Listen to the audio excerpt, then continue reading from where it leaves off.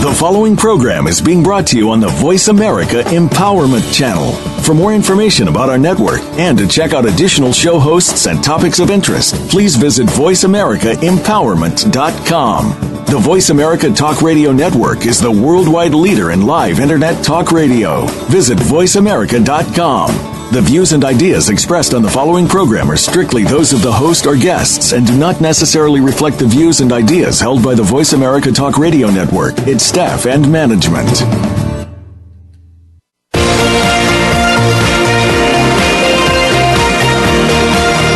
Welcome to Living Well with Beal.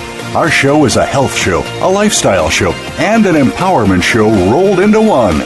Get ready to hear some stories of success, healthy living tips, and suggestions to get motivated and live your best life. Now, here is your host, Beal. Good day, and welcome to the show today. I am joined today by Dr. Jim Slaughter, stress and anger specialist. Hey, everybody. Good to be back, Ann. Thanks for having me today. You are welcome. We have a lot to talk about today, don't we? Oh, man, we really do. This is a topic that affects everybody, so it's very important. Yes. Well, I wanted to talk today about stress on the body, and mostly because of the medical emergencies that I have been going through with my family. Emergencies where my brother had a heart attack and had major surgery. And many times they thought he was going to die. And so we talked about that in the last show, about a lot of the miracles that happened there at the hospital and his recovery in ICU. And it really helped us see, being there, just the immense stress on the body that Robin, his wife, was going through coming out of her own surgery, back surgery, and her immediate having to go to the hospital for my brother who had a heart attack with her stitches on a walker. It was just incredible. So the trauma on her body and just the immense trauma that Larry, my brother, has been going through with a ventilator and hooked up to 15 machines and just everything that he's gone through. And we've really, really seen immense stress, haven't we? We sure have. And felt it, too. Yeah, we're the family members feeling that stress. My dad fell and broke his hip a few weeks ago. And, well, I guess it's been like 7 weeks now. And his recovery. And so we have just been kind of trying to be there for both of the families. And before that, my family in Arkansas had a lot of emergencies. So this year so far has just been filled with a lot of stress for us, but nowhere near as much as the people who truly suffered. And so we have this great burden over the last week to really help people out there who are suffering with immense stress.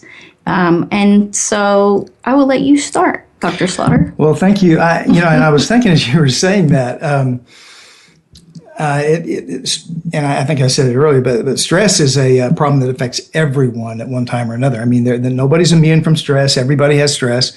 And so it's a common universal problem. And so it's important for us to address this. And you and I have talked before about doing a program about stress. Yes. Some of the facts and figures about it, what it does to us, how it works on us. And then also how to manage it, how to handle it, what we can do about it to live well, even though everyone endures stress at one time or another. And so this is a really great opportunity, for us to do that.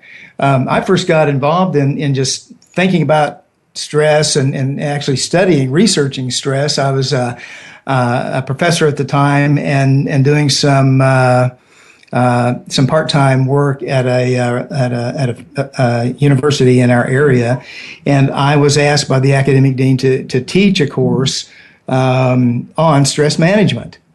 And I didn't really know a lot about that at the time, and so. But when you're assigned a topic like that, you get involved real fast. You start doing the research that it takes to get up on the topic and everything, and get ready to teach it.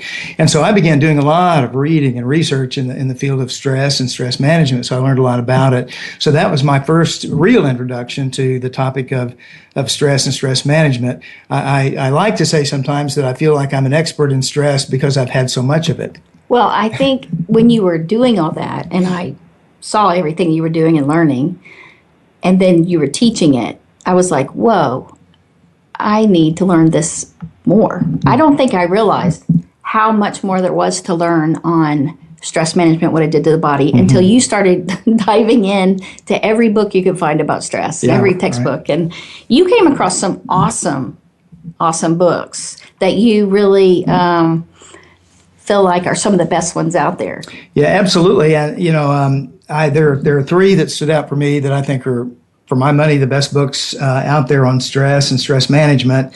Well, I just remember the one about zebras. That's the one that I think of so often. Yeah, and I'll mention this one a bit later as I'll talk about the contribution that some authors have made to my thinking into the idea of stress management. But the one that you're talking about is the book by MD Robert Sapolsky. It's entitled "Why Zebras Don't Get Ulcers." So why don't zebras get ulcers? I'm going to answer that question later in the program. Okay. Thank you. Well, okay, so why don't we start with what stress actually is? I mean, we've observed it immensely and felt it, but what actually is it? Yeah, everyone has felt stress and the anxiety that produces the idea of the stress response and everything, which we'll talk about. But for a definition, I like Walt Schaefer's definition best. And I'll mention Walt Schaefer was a prof at University of California, Davis for a long, long time, may still be for all I know, but he wrote maybe the best book I've ever read on stress and stress management, and he entitles it Stress Management for Wellness. And his approach to it is a wellness perspective. We want to be well. We want to get well if we're sick. We want to stay well. And the best way to do that is to reduce the stress in our lives. And so stress management for wellness. And here's the way he defined it. I think it's the most concise definition I've ever read. He says that stress is the body's response to demands placed on it.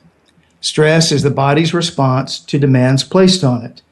It could be physical stress, it could be emotional stress, it could be mental stress, and everybody's experienced all those forms of stress at one time or another. Well, when I think of stress, I think of your body responding. It feels almost like you're in danger. So I've always thought of it like your body responding as though you're in danger. Yeah, that's really true because it starts with a stressor, but the stressor really is a threat. A stressor is a threat. The reason it starts the stress response is because it threatens us in some way in our head. It threatens us, and then our body takes over from there. Yeah, I can see that because even, with my brother, he's important to my life. Right. And I don't want anything to happen to him, and I definitely wouldn't want him to not be here. So that is a danger to me. So my body just immensely went into a severe stress response, almost like you're having a heart attack, almost. I mean, you almost feel like your heart's racing, you feel some pain, you feel trouble breathing, and it's a much smaller stressor, but it definitely goes into that extreme panic almost. Yeah, and panic could be, that's a word that could describe the effects of severe stress. Yeah, okay. All right. Like a burst of energy would be a smaller amount of stress. Yeah, that's our body prepares us to meet the threat. And one of the ways it does it is by increasing our metabolism. And what that does, it gives us a boost of energy that you're talking about. Now, what's interesting is people respond differently to stress, and I think that I've been amazed watching Robin at the hospital in light of her own physical condition after her surgery to be able to handle just the moments, so many moments when my brother was near death. And they would say, we'll let you know in 45 minutes if he'll make it. Yeah. And prepare for the worst. Or it may be 2 hours. Yeah. And we'd be in that waiting room. And I know I was having trouble, really a lot of trouble. And I know she was having an immense more than I was, and just, I tell you, you never know how strong you are until you have to be. Well, I've heard that. And, Yes, it is true. And the thing is that strength comes in different forms. Sometimes it's not just a matter of being, physically strong and enduring. Sometimes strength has to do with knowing what to do with the stress, how to manage it. And so we're going to talk about that in the second hour of our program, or second part of our program. Right, because we want to give you the skills, and even Robin in the hospital and my brother Larry, to help them know what they can do. They're doing incredible. But I know that as it lingers on for Larry, he went back to ICU last night. They get discouraged and they're just worn down. And so, what do you do when you get like that to really help you guys? Right, and we hope to do offer a lot of things that might be really practical solutions to common stressors that people have who are listening today. Well, and one of the main things, if stress happens too often or goes on too long, it can start wearing the body down. And there's the book Deadly Emotions that talks about that. Right, Don Colbert's book. Yeah, and he talks about headaches and upset stomach and back pain and trouble sleeping, and that's the milder symptoms. Right. It just starts weakening your immune system. And that's a big part of it. Really, Colbert's book is one of the three that I was going to mention, by the way. And he talks about the fact that our emotions can kill us. That is, stress can kill us. Yes. And that our bodies become diseased because our immune system shuts down as a result of stress and our inability to handle it very well. Right.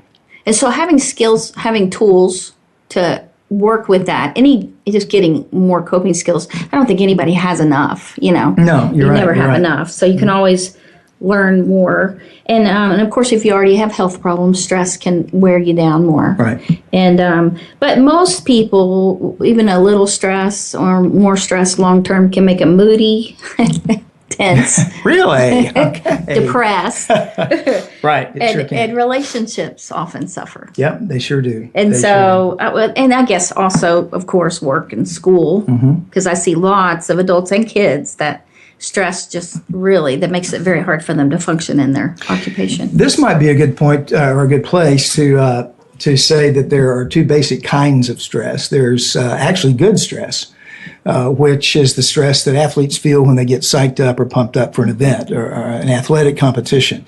That's not bad. That's good because it prepares us physically, mentally, and emotionally to perform at our highest peak, our highest level. It's the stress that we feel before an exam if we're students in school. Like this morning, what got me up super early to make sure I was totally prepared. Preparing for the program this morning, right? That's good stress. And that's good stress. But the kind that most of us think about and that we deal with probably most of the time is bad stress. It's the killer stress. And that's more what we want to talk about today and how to deal with that. Well, and I know that Robin, my sister-in-law, did some really good things to help her with stress. And one of the best things I saw is that she reached out. She reached out to the community. She reached out to loved ones. She reached out to her friends for help.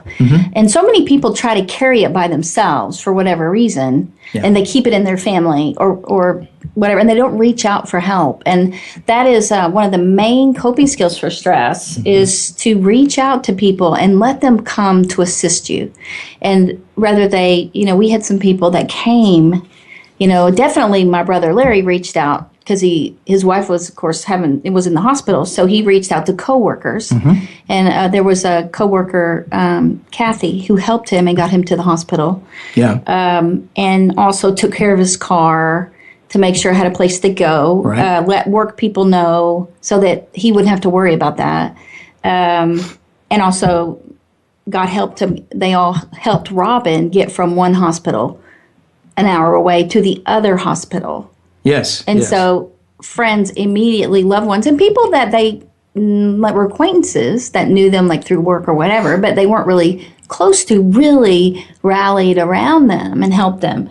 And so by their presence, by, meals, cards, my sister let everyone know how to send cards to the hospital and so they get to Larry, how to send birthday cards with his birthday, which was a few days ago, which was really cool.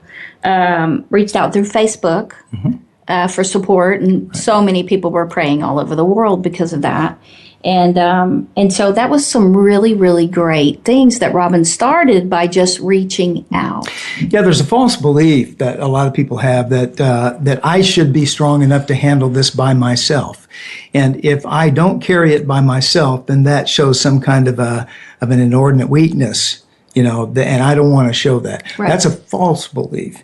Well, Because it's hindering because you limit the people who love you from even helping you. sure, you shut them off. And you can decide how they help you, you can decide all that, but having them there for you, and some people reach out a little bit to the super close friends and super close family.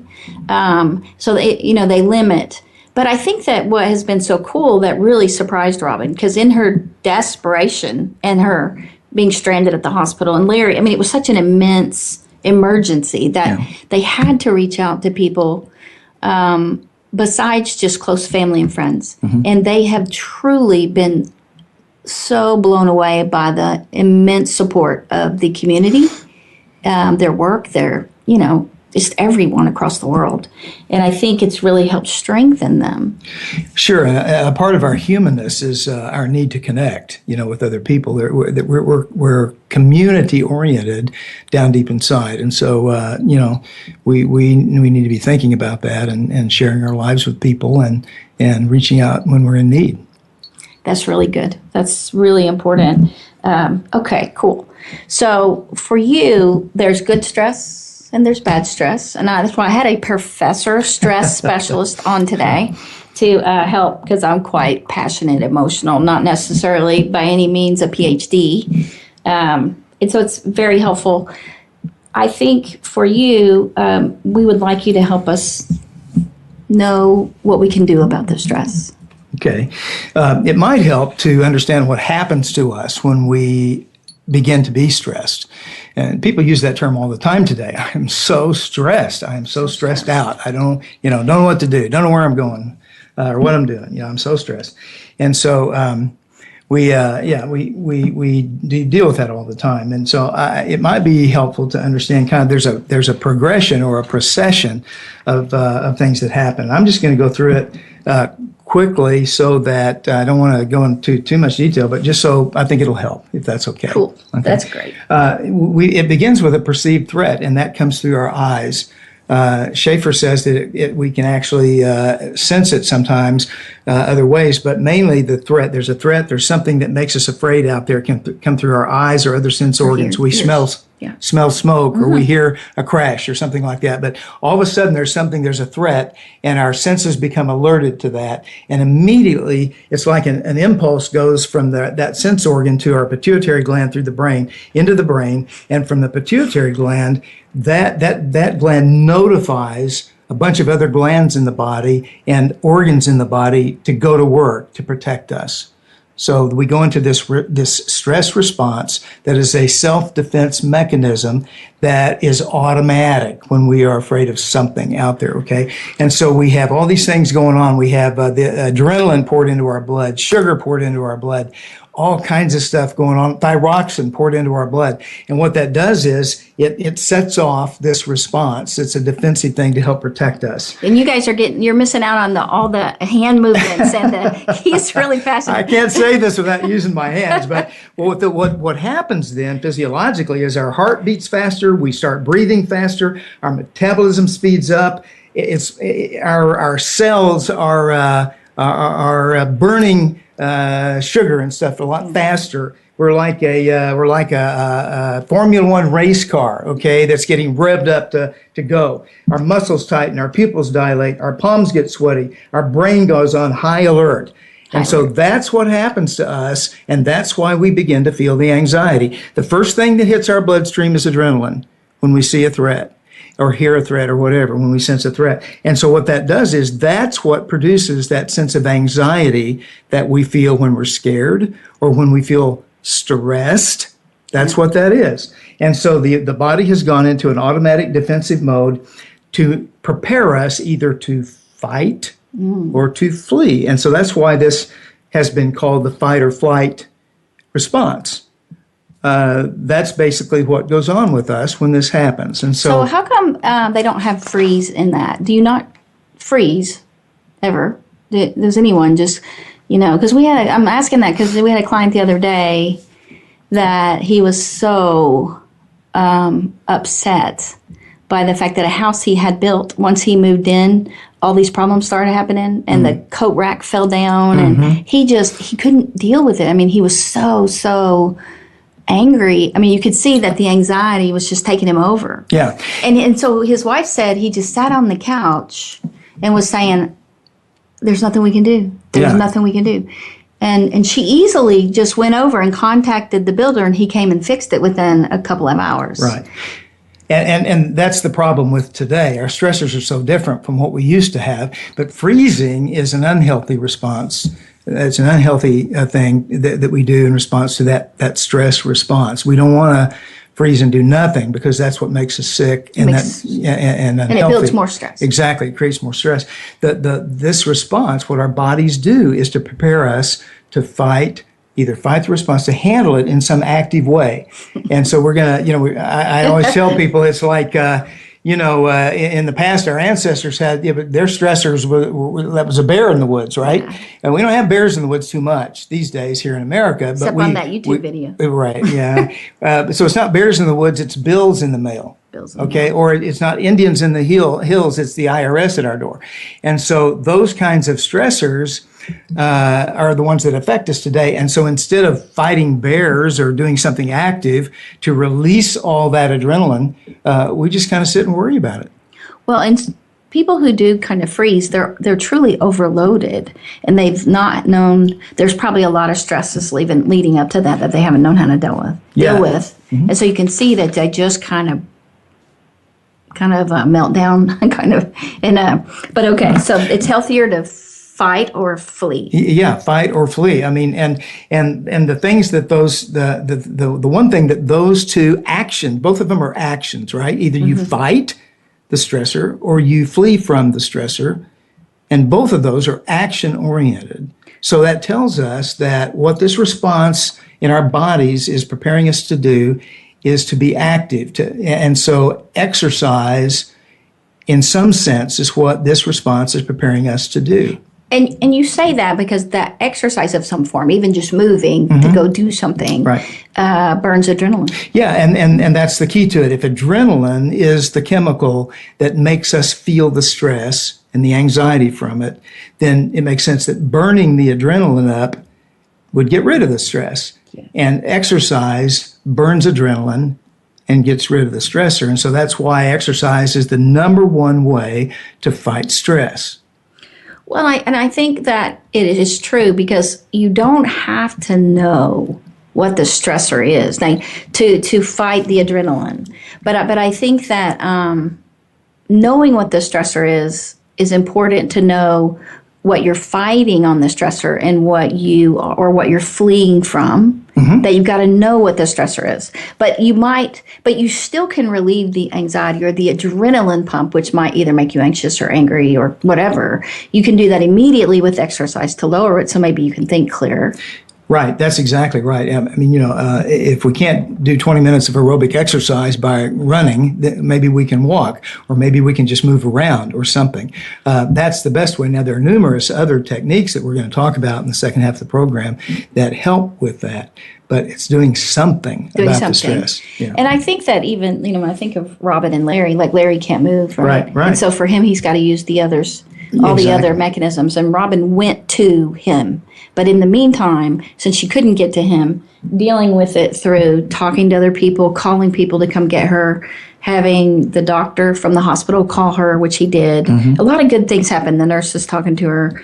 And so she took action, even though she couldn't really move, because of the issue. But one of the things that I would suggest to figure out what's causing the stress, or if you don't really know what it is, because some people just don't know why they're having anxiety or why they're angry. And so you can track your stress with a notebook and write it down. What's happened to you, how you responded, how you recovered from it. And you keep that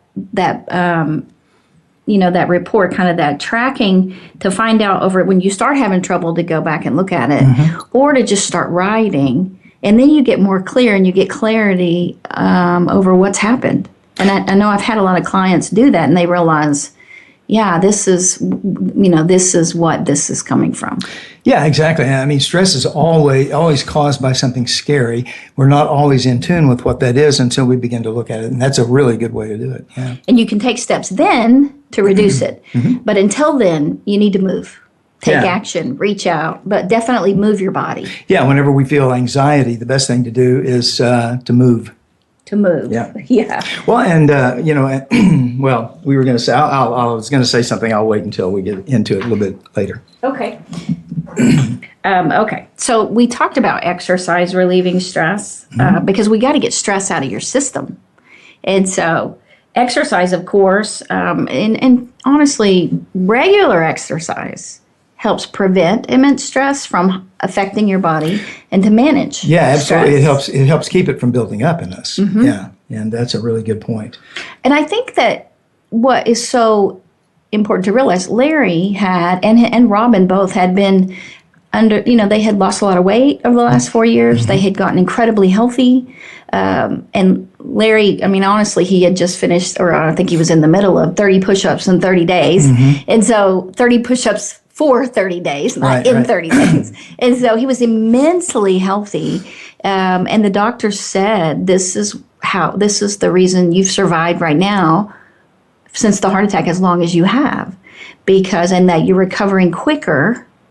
And so honestly, right now, it's not the heart attack that is his problem. It's pneumonia. And he had a touch of it, and then it got worse and worse and worse. And that's when he had the heart attack. And so the pneumonia is what he's still having trouble with in one lung. And so I just know that the strength that he developed in his body in general has really helped, promote his longer life. Yeah, that's one of the best things he has going for him. The other is the social community network, the support network, that you mentioned earlier. Prayer, God and a person's trust in God has a lot to do with their frame of mind and their state of being.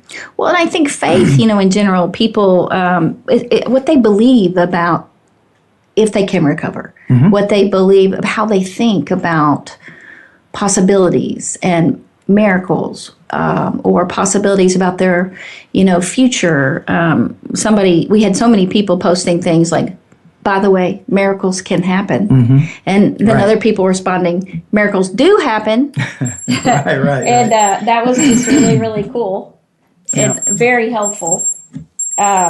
So I think part of it is knowing that it can. Absolutely. And so that's part of faith. Yeah, really believing it can and will, And somebody said, life is like a camera. Focus on what's important and capture the good times, develop friendships, capture good times, develop the negatives. They take these words and they make them so positive and encouraging. And I know a lot of people did that. And I just wanted to, before commercial, we actually have been contacted by a lot of people since the last show, just telling us how much it helped them.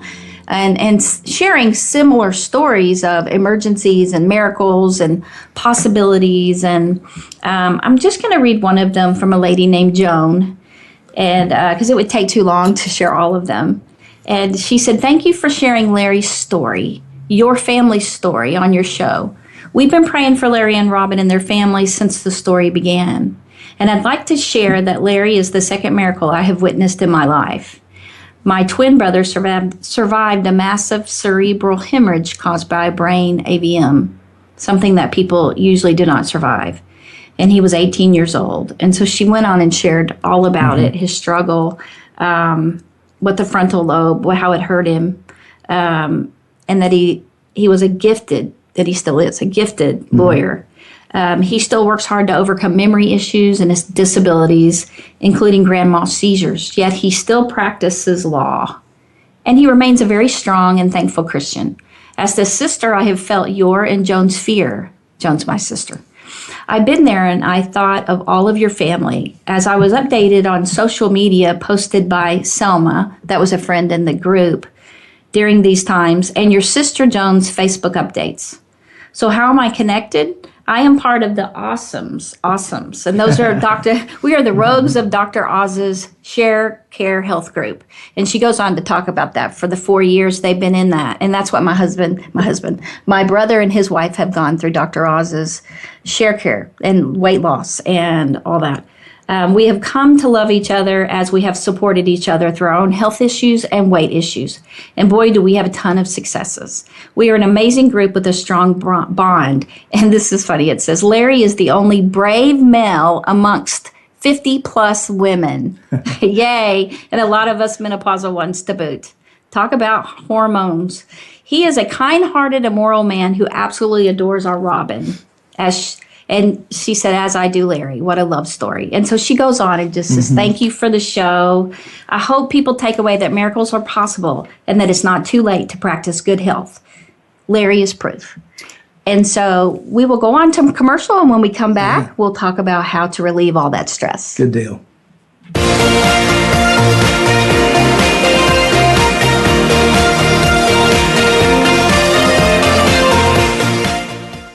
Follow us on Twitter for more great ideas at Voice America Empowerment. What makes you the best you can be? Is it money? Is it success? Maybe it's love, a good career, home, and family. Could it be a bit of all of these things? Be the best you can be with Dr. Linda Sanicola, along with her featured guests, will bring you the tools that could be the answer to the questions you've been asking. You'll get to the root of some of the problems that have been keeping you from being the best you can be and tackle them head on. Listen every Wednesday at 9 a.m. Pacific Time, noon Eastern Time on the Voice America Empowerment Channel. Most married men experience frustration because there are things they want from their wives but don't know how to get them. Nothing seems to work. Desires are unfulfilled, fantasies unrealized, and relationships become stagnant. Men are desperate today for a richer, deeper, more satisfying, and intimate marriage. Dr. Jim Slaughter teaches men how to have the passionate, fulfilling marriage they've always wanted. Call 817-991-4964 or email jslaughterphd@yahoo.com to begin transforming your marriage into what you want it to be. Are you living your dream yet? If not, then why not? Everyone has a greatness inside of them to achieve what they deserve in their lives. But how do you find the motivation to get started? Tune in to Your Authentic Life with host Susan Cranston. Susan's advice, along with expert guests, will help you improve your relationships, start or change your career, and achieve the seemingly unattainable goal. Listen live every Wednesday at 2 p.m. Eastern Time, 11 a.m. Pacific Time on the Voice America Empowerment Channel.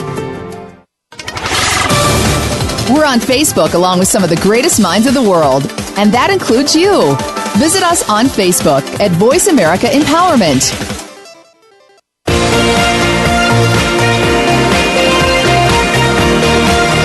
You are listening to Living Well with Ann Beal. We'd love to hear from you with comments and questions about the show.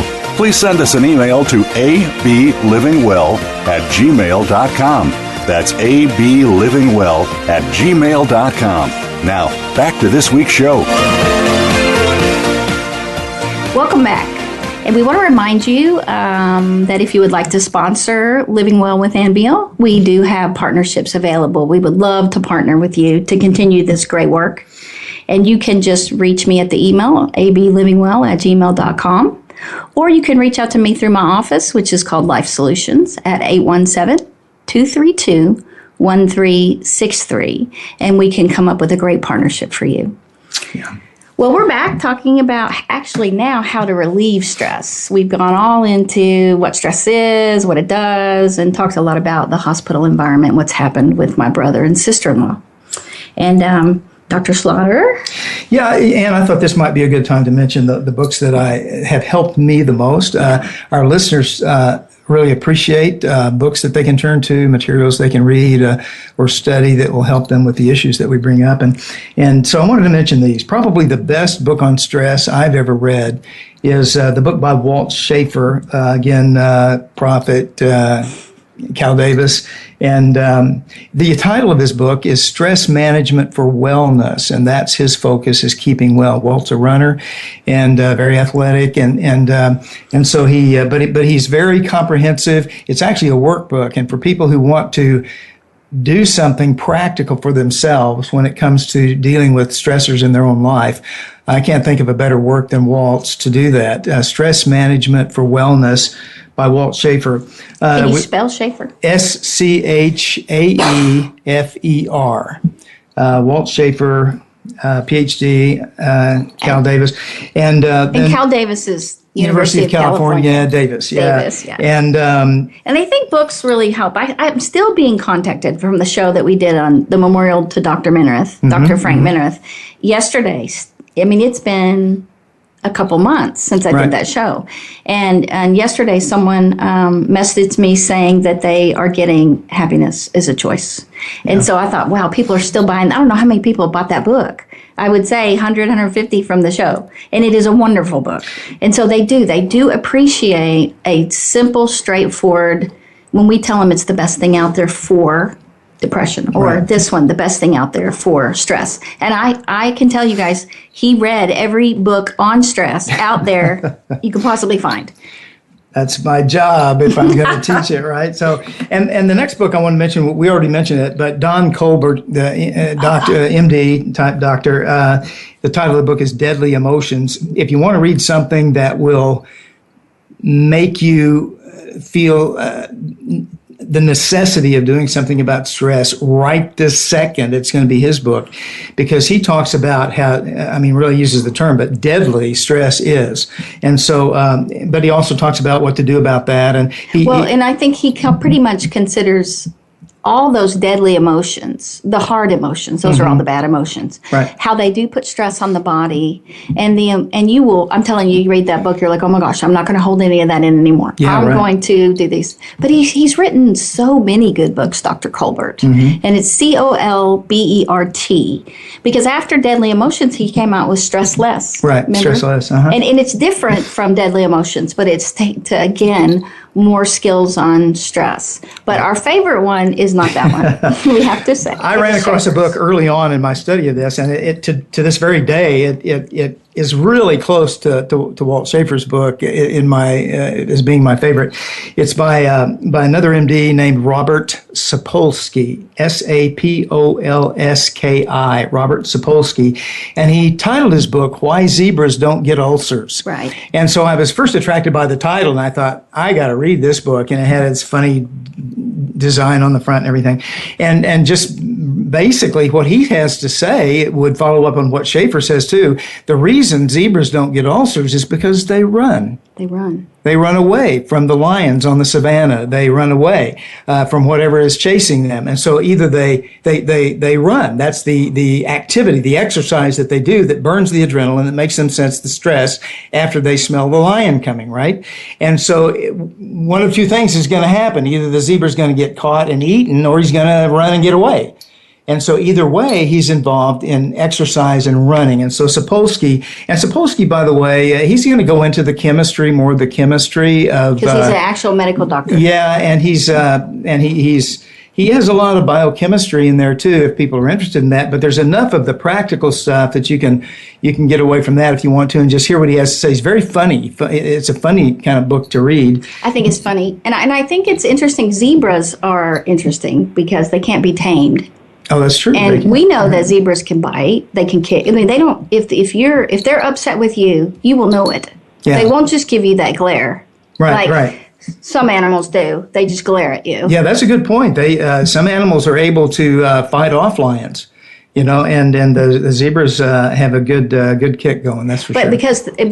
But they do run away. Right. They flee. Right. And then, but they also act out their emotions, and that is so cool.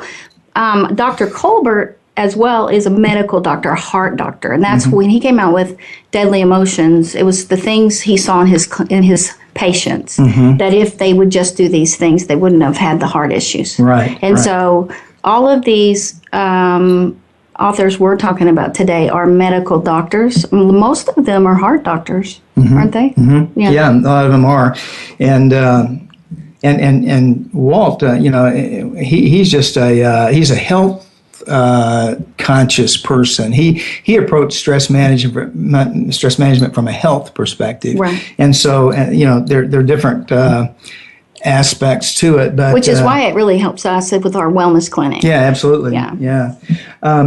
Just to review quickly, I mean, the stressors of change, we worry about things all the time, and sometimes we get to the place where we feel like there's nothing we can do about it. So we get to thinking, feeling overwhelmed by stuff like that. We worry, we're afraid, the pressure builds up, we become less and less functional, we freeze, like you said, we get sick, and that kind of thing. People are tired and overweight and less functional. We say, I am stressed now you're getting personal. Getting personal. No intention there, not trying to do that. And so now we want to talk about staying well, how we stay well in the midst of all of the stressors and everything. And when I teach about this or when I coach people on it, I always begin with the foundation of staying well in the midst of stress, which is called health buffers. There are 4 health buffers that I teach people how to address. And the number one health buffer is exercise. People have to be involved in some kind of exercise. It can be aerobic exercise, where we get our heart rate up to 120 beats a minute for 20 minutes. It doesn't have to be that. It's some kind of exercise. The second one is... now, before you move on, I know that when we say exercise, people think of going out and running, right, or aerobics, going to aerobics or something. Right. But there's so many other things. Biking. Yeah. Just good point. Taking a bike, right? Yep. Jump roping, which to me is difficult. I mean, it just takes a lot of energy. Jumping rope it's a tough form It wears of you exercise. out quickly. Yeah. And I had, kicking a karate bag. You go at the karate bag, it only takes seconds before you're totally worn out. Yeah. Sprinting, it only takes seconds. Right. But you're saying 120, which is not as high. Right. But you do want to get your heart rate up. And you can even run in place, just do a gentle run in place. You sure can. Get out walking fast. Right. Now, I will say that lifting weights can get you there, but usually doesn't. Because it's somewhat anaerobic, I think, is what they call it, which I don't know why they call it that. Right. Well, because you're sitting still, but your heart rate goes up. Aerobic means that we're breathing hard. Okay, so when you run, that's aerobic because you're breathing hard. It's the exchange of air, right? I know, but I breathe hard when I'm lifting weights. I'm just saying. Okay, well, and you can't get to that. So yeah, thank you for expanding that, because it's important for us to understand that there are many forms of exercise, and we don't have to pick something that we are bored with or that is too hard for us or that we don't like. Well, and I've seen people, I won't say who, that when they get anxious, they start cleaning. And I've seen women. She's talking about me, folks. That's one of my unhealthy techniques. Well, I don't know. I think it's cool because I don't clean when I get stressed. I eat. But, I don't want to eat. But I think that cleaning, vacuuming, I've seen people do that. And music, turning on music and start cleaning. Music helps. Yeah, and the main thing about those things, it's not so much the activity itself as the preoccupation that it brings. It shifts our thinking to another place. And so that's. But it does burn adrenaline too. It can. Oh yeah, it does. No, it does. It does burn adrenaline. Yeah. It's not from the exercise so much as it is the shift. We can shift our thinking and become preoccupied in a more healthy way, and that also brings the adrenaline rate down, which is Is that one of your health buffers? Yeah. We'll talk about that in a little bit. And so, anything else about exercise at this point? No, I could go on and on and on. I know you could. She's a health nut too, and the exercise person. But these 4 health buffers are where we start. And the first one is exercise. It's the fight or flight thing. That's the first thing to do. The second is diet. What we eat is very important when it comes to dealing with stress. We want to increase our protein, decrease our carbs and sugars, and some people would say eat lean. That's a good way to eat. But today we've realized that we really are not able to get all of the nutritional value that we would like to get out of just eating whatever it is, 3 square meals a day or something. Our soil has become so depleted nutritionally that we have to have supplements in order to stay well. And so looking into taking supplements, that would be the other aspect of diet. We eat lean, and we also take supplements. Supplements help you so much. In fact, I'm drinking some right now. Yeah. I am drinking the BTT from Longevity with the calcium liquid in it. And it truly strengthens your immune system. And it's when we say supplements, we mean vitamins, minerals, trace minerals, amino acids, right. EFAs. And EFA is essential fatty acids, which would include different fish oils and that kind of thing. So those are good to also for the diet. Yeah, absolutely. And we're reminded always. Our colleague Joel Wallach has been. He's the foremost authority in the world on minerals and nutrition and mineral supplements. He's been writing this in this field for probably 40 or 50 years. His is the only book on nutrition that's in the Smithsonian Institution because it is such a profound work in this field. And he was nominated for the Nobel Prize. Absolutely, yeah. He is sort of our mentor, go-to person when it comes to this, and colleague, as I mentioned before. And so we have come to believe in the not just the importance, but the absolute necessity of supplementing our diet with the right minerals. And our clinic has partnered with Longevity, with Dr. Joel Wallach. We just love him. Yeah.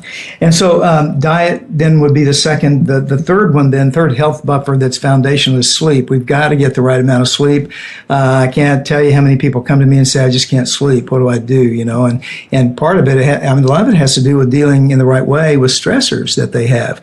They wake up in the middle of the night. When you wake up at 3 o'clock in the morning and can't get back to sleep, it's almost always because your stressors are going crazy with you. So which exercise can help with that. Absolutely, it can. And the truth is that all of these are related. Right. But sleep is very, very important. Exercising regularly helps us sleep better. Eating better helps us sleep better. But you can also use, taken from nutrition, they have essential oils.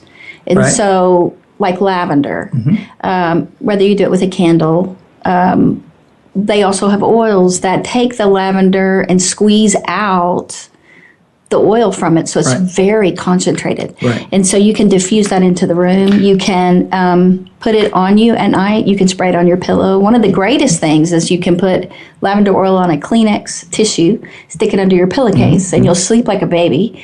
And so using those oils, whether it be to help energize you, which is lemon, de-stressors, lavender helps with that. They have lots of different kinds of essential oils. And Young Living has those oils. Longevity has those oils. And then some health food stores, Sprouts has those oils. And so that you can use those. They have a lot for stress. They have a lot for sleep. Right. And let me just say that in the past, part of my natural makeup has to be a skeptic about stuff like that. And yet, we have looked into the importance of mineral supplements for nutrition. We are just now kind of getting into looking into the impact of essential oils. And I have personally used these oils in such a way that I have seen them work on my own body and in my own head. And so I'm looking into it even more. But I just want to say we would never recommend anything on this program that we have not tried and is proven and that can help folks. And so essential oils is a part of that. The fourth health buffer after exercise, diet, and sleep would be what I call healthy pleasures. And I have to admit, I borrowed some of these ideas from Walt Schaefer in his book. You did. And he would not mind my doing that, I know. But the idea of healthy pleasures is also foundational to health and well-being. And what healthy pleasures are those things that make us happy, the things that we do that make us happy. They can be hobbies. They can be the kinds of things that we do that we enjoy, that create joy in us, that help occupy our thinking and that kind of thing. For it can be, some people like to work out, and that's a healthy pleasure. For a lot of people, it's not. Some people like walking through an antique mall. Some people like refinishing furniture. That's you. Yeah, I like that. Some people like reading a novel. Yes. Other people like just walking in the park. Don't you think when you read, you have lots of books, and I'll see you rereading them, like your favorite classics. Yeah, I do. And you'll have a candle burning. Is it usually vanilla? What do you usually? I noticed you'll have that ambient light. Right. You'll be reading, and you'll have a candle burning. Yeah, you create an ambiance, and I do like to do that. Often it'll be a vanilla candle. It's one of my favorite fragrances, and have light just enough to where I can read without squinting, and then read a book that gets me lost in a story. Because you love books. Yeah, I do love books. I grew up reading and losing myself in a good story, and so I do that. I mean, I've had opportunity to do fancy research too, but I really love just novels. Well, and for me, sitting out on the porch, I love being outside. I just love being outside in good weather. Let me just mention, I don't like cold, rainy. So for me, it's the beautiful days like today. And we do have a beautiful place. And so I'll be outside and I'll be looking at the animals, looking at the flowers. The sun will be shining on my face, and the wind, and hearing the birds. And that is a very healthy pleasure for me. Being able to do that, having a place that I can do that. And when we go hiking, when we go to the lake, kind of I don't want to say mountainy area. Everybody would laugh if I said that. Hilly. Yeah, it's very hilly area. Right. But it's in the woods, and we see deer, and we see... Saw bobcat one day. Oh, we did see a bobcat. That caused stress. 'Cause I didn't. He just stared at me. And armadillos, which we saw baby armadillos. That was so wonderful. And even swimming in the lake. Swimming, yeah, and that's a good exercise too, by the way, right? It was very relaxing. It's relaxing, for us. yeah. And so that's the idea of healthy pleasures, and and we've talked about this so many times and developed our own. But for a listening audience, it's very important for them to think about, okay, what makes me happy? What brings me joy? What helps me relax? And for different people, it's different things. You mentioned music. That's true. Music can really help, and it brings joy too. But also, some people, when you think of puppies or you think of kitties or you think of animals, just so much that they can help, and because it really makes a difference to us when there is a day we go hiking and we don't see any animals. Right. We talk about it, and why aren't there any animals? It takes our pleasure away. I know. I can't believe we didn't see any today. That kind of thing. But Jim he gets much happier, and I see that the woods sedate him. He was a Boy Scout and Eagle Scout. He loves the woods. Yes, so there's a part of hiking where there's no woods, and we always have to it is like 30 minutes away, where we have to get to the trees. Yeah. And so I know, even if I'm tired, it's not going to be a real hike, healthy pleasure for him until we get to the trees. It's different for me. From you. You like the pure exercise, and I like some of the other things. Some people like scrapbooking. That's a healthy pleasure absolutely. For them. Yeah. But also being with friends.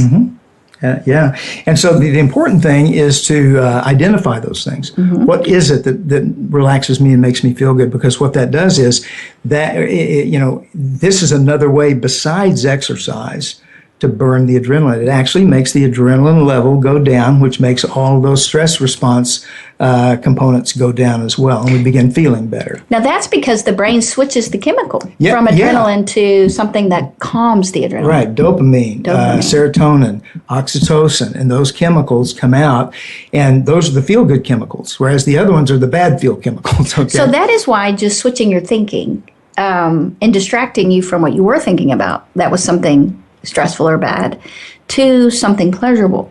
Because yesterday I had a girl, when I asked her to come up with a positive anchor, something she could use whenever she gets anxious at school, that if she would just think of something that brought her joy in the past. And at first she said nothing. And she goes, I don't think I had anything like that. And I said, well, it may take a while to go back. Maybe when you were a little kid. And she goes, wow, when I was in Connecticut, we would rake up the leaves and jump in the piles. Oh, wow. And she talked about how many leaves. Connecticut has a lot of trees. And she said they were orange and yellow, and that they would rake them up.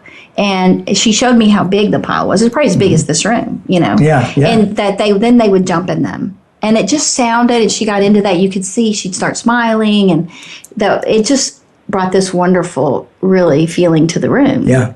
So she changed from the chemistry changed. Right, and that's exactly right. You've done a good job describing that. Yeah, super job. That's what happens. We start feeling better just because it's something we enjoy, and chemicals change. Right. I'm not sure, what our time's going to allow us to do here, but it's important, I think, for us to begin getting into the idea of ways that people can handle their stress when they have to live with it. And if you can get rid of it, that's great. If you have a job you hate, get a job you like. If you run out of money at the end of the month, put together a budget, balance the checkbook. get rid of the stressor. But sometimes there are some things we can't get away from, so we say, okay, how do we live with it? How do I manage it? And so that's where we kind of wanted to go with the end of the program here. We've already mentioned regular exercise as an approach to that, as a technique, a stress management skill or technique, whatever kind of exercise we enjoy doing. Another thing that is very helpful, one of the best things for me that helped me in times of stress, is what we call positive self-talk. Positive self-talk is just talking myself out of the stress or through the stress, and it would be things like saying to myself, this isn't as bad as I thought it was. I will get through this. There is an end in view. There is a silver lining. Good things come from bad things. Order can come from chaos. It's that kind of thing. God will make a way for me. And so when we say those kinds of things to ourselves, that's positive self-talk, and it reduces the stress. Which a lot of people I know put on Facebook and on Pinterest. Right. There's a lot of what I guess they call them memes. They're pictures with statements, but some of them are just statements they put on there. And so, like, laughter makes the blood flow more freely. Laugh every day. And by the way, miracles can happen. And this one I just love. Life is like a camera. Just focus on what's important and capture the good times. Develop from the negatives, and if things don't turn out, just take another shot. And so, those that spend time with a loved one today. Healthy pleasure. When you meet someone that your heart goes crazy for, your heart gets a workout. And so there's just lots of thinking statements. And they'll put pictures, like I put that cute little puppy hugging that teddy bear and said joy. And remember to love an animal today. And so just even thinking positively, putting happy pictures, happy statements, some positive statements. A lot of people put a lot of encouraging things. I mean, they found these statements on Pinterest or wherever, and they were so encouraging to us with my brother's stuff and to Robin. Robin put a bunch on there too, to just say, think positively. Things can happen. Good things happen. Miracles can happen. Right, and there's more that I could say about that. There's a kind of organizing energy that happens when we do that, and that's very important. Just a few other things, though. Deep breathing exercises, where I take 10 deep breaths, and people, talk about it's kind of funny, but that really helps. Meditation can help. Prayer helps. What we call visual imaging, imagining. Which was that positive anchor. We had her think back. Right. To just immediately think on those leaves, and jumping in those leaves. Right. Or for me, when I was riding horses, just think on that positive imagery. Yeah. And, talking to someone, we mentioned that before. Reaching out. Getting it, talking about it relieves stress. Right. These are some great tools. Thank you, Jim, for being with us. Oh, I loved it. Thank you for having me. And thanks, everyone, for listening. We hope we've helped you know what stress is, what causes it, and what to deal with it. If you need help with stress and would like to contact me, you can call my phone, 817-991-4964, or email me at jslaughter, JSLAUGHTER, @yahoo.com. jslaughter, PhD, @yahoo.com. Oh, PhD. Thank you very much, and thanks for being on. Thank you so much for listening to Living Well. We'll see you next week.